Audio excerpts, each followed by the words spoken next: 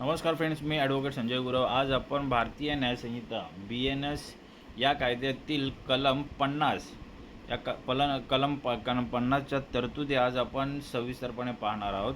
भारतीय न्यायसंहिता BNS कायद्यामधील कलम 50 हे जुन्या भारतीय दंड संहिता म्हणजे IPS मधील कलम 82 आणि कलम 83च्या एकत्रित संकल्पनेवर आधारित आहे. हे कलम अज्ञात बालकाचे कृत्य ॲक्ट ऑफ चाइल्ड या विषयाशी संबंधित असून गुन्हेगारी कायद्यातील मर्यादेनुसार मिळणाऱ्या संरक्षणावर भाष्य करते. कलमाचे नाव आहे विशिष्ट वयाखालील बालकाचे कृत्य, अपरिपक्व समज असलेल्या बालकाचे कृत्य. काय म्हटलेलं आहे? Act of child under certain age, act of child of immature understanding. कलमाची व्याख्या अशी आहे की BNS कलम 50मध्ये बालकांच्या गुन्हेगारी जबाबदारीचे 2 टप्पे स्पष्ट केलेले आहेत.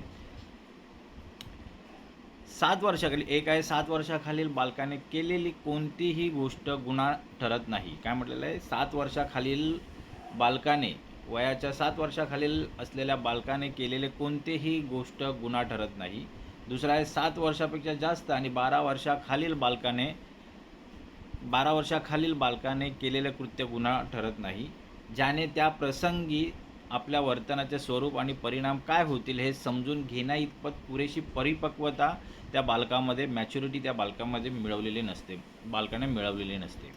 सोप्या शब्दात समजून घेऊया. कायदा असे मानतो की लहान मुलांना चांगल्या आणि वाईट गोष्टींमधील फरक समजत नाही. 7 वर्षाखालील मूल हे पूर्णपणे निर्दोष मानले जाते. त्याने काहीही केली तरी त्याला कायद्याने गुन्हा मानले जात नाही. दुसरा आहे 7 ते 12 वर्षामधील मूल. येथे न्यायालय मुलाच्या बुद्धीची परिपक्वता तपासते. जर मुलाला आपण काय करतोय आणि त्याचे परिणाम काय होतील हे समजत नसेल तर त्याला संरक्षण मिळते. उदाहरण पाहूया. पहिलं उदाहरण आहे 7 वर्षाखालील मूल. 5 वर्षाच्या एका मुलाला खेळता खेळता खऱ्या बंदुकीचा ट्रिगर दाबला गेला.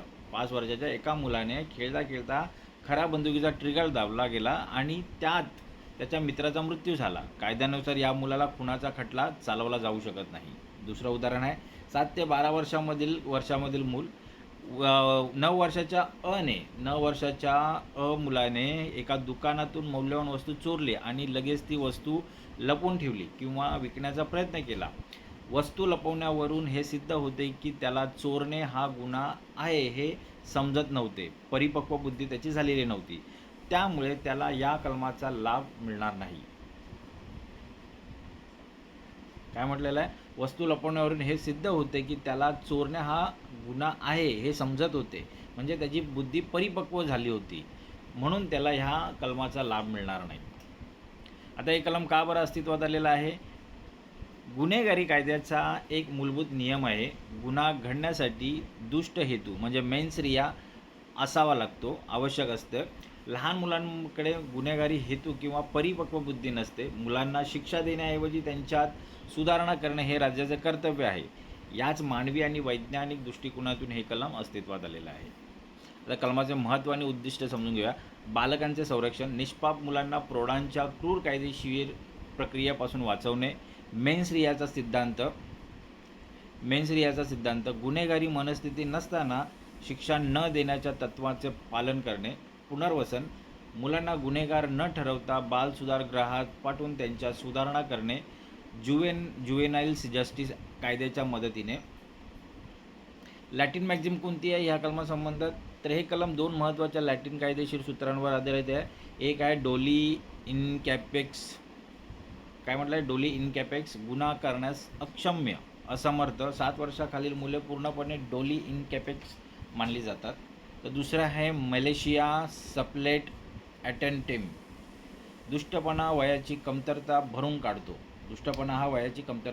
7 ते 12 वयोगटातील मुलाने जर जाणीवपूर्वक आणि चलाखीने गुन्हा केला तर त्याचे दुष्टबुद्धी त्याचे लहान वय विचारात न घेता त्याला जबाबदार धरू शकते. कलमाचे उल्लंघन आणि शिक्षा आणि उपाय समजून घेऊया. उल्लंघन कसं होईल? तर जर 7 ते 12 वर्षाच्या मुलाने अत्यंत नियोजनबद्ध पद्धतीने गुन्हा केला आणि हे सिद्ध झाले की त्याला परिणामांची पूर्ण जाणीव होती तर या कलमांचे संरक्षण त्या मुलाला मिळणार नाही. दुसरा शिक्षा, जर बालकाचा गुन्हा सिद्ध झाला तरी त्याला सामान्य तुरुंगात पाठवले जात नाही. तर बाल न्याय, मुलांची काळजी आणि संरक्षण कायदा, ज्युव्हेनाइल जस्टिस ॲक्ट अंतर्गत त्याला बाल सुधार गृहात ऑब्झर्वेशन होममध्ये जास्तीत जास्त 3 वर्षासाठी पाठवले जाऊ शकते. न्यायालयीन प्रकरणे आणि निर्णय समजून घ्या. उला महापत्रा वर्सेस किंग 1950 मधला हा खटला आहे, प्रकरण आहे. या प्रकरणात 11 वर्षाच्या एका मुलाने एका व्यक्तीला मी तुझे तुकडे करीन अशी धमकी दिली आणि चाकूने वार केले. न्यायालयाने त्याच्या बोलण्यावर आणि वागण्यावरून ठरवले की त्याची बुद्धी परिपक्व होती, त्यामुळे त्याला डोली इनकॅपेक्सचे संरक्षण नाकारण्यात आले. आता या कलमासंबंधित सांविधानिक कलमे आणि इतर कायदे समजून घेऊया. भारतीय संविधान अनुच्छेद 15(3) महिला आणि मुलांसाठी विशेष कायदे करण्याचे अधिकार राज्याला आहेत. भारतीय संविधान अनुच्छेद 39F बालकांना निरोगी वातावरणात आणि सन्मानाने जगण्याची संधी मिळणे आवश्यक आहे. बाल न्याय कायदा 2015 ज्युव्हेनाइल जस्टिस ॲक्ट मुलांच्या गुन्ह्यांची सुनावणी ज्युव्हेनाइल जस्टिस बोर्ड JJB समोर कशी करावी याचे नियम हा कायदा ठरवतो. तर कलमाची समीक्षा समजून घेऊया. त्या आधुनिक काळात इंटरनेट आणि तंत्रज्ञानामुळे मुलांची समज वयाच्या मानाने वेगाने प्रगती करत आहे. अनेकदा 12 वर्षाखालील मुले ही गंभीर गुन्ह्यांमध्ये उदाहरणार्थ सायबर क्राईम किंवा चोरी यात गुंतलेली आढळतात. त्यामुळे न्यायालयात मुलांची मानसिक परिपक्वता तपासणे न्यायाधीशांसाठी मोठे आव्हान असते. मात्र 7 वर्षांची खालची मर्यादा आजही अत्यंत योग्य आणि अपरिवर्तनीय मानली जाते. निष्कर्ष काय काढता येईल तर BNS भारतीय न्यायसंहिता हे कायद्याचे कलम 50 हे बालकांच्या हक्कांचे रक्षण करणारे एक प्रगतशील कायदेशीर कवच आहे. हे स्पष्ट करते की कायदा केवळ शिक्षा देण्यावर भर देत नाही, तर गुन्हेगाराच्या मानसिक क्षमतेचाही विचार करतो. लहान मुलांकडून झालेल्या चुकांना गुन्ह्याचा रंग न देता त्यांना सुधारण्याची आणि समाजात पुन्हा सन्मानाने जगण्याची संधी देणे हाच या कलमाचा अंतिम निष्कर्ष आहे.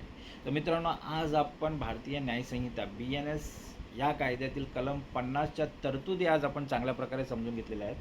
हे कलम अधिक चांगल्या प्रकारे समजून घेण्यासाठी हा व्हिडिओ तुम्ही वारंवार पहा, जेणेकरून या कलमाच्या तरतुदी तुम्हाला अधिक चांगल्या प्रकारे समजतील.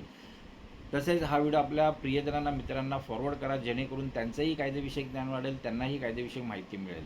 असेच कायदेविषयक ज्ञान मिळवण्यासाठी, कायदेविषयक माहिती मिळवण्यासाठी आमचं चॅनल सबस्क्राईब करा, लाईक करा, शेअर करा आणि आपल्या प्रियजनांना आणि मित्रांना फॉरवर्ड करा, जेणेकरून त्यांचंही कायदेविषयक ज्ञान वाढेल, त्यांनाही कायदेविषयक माहिती मिळेल. तर आज आपण इथेच थांबूयात. धन्यवाद.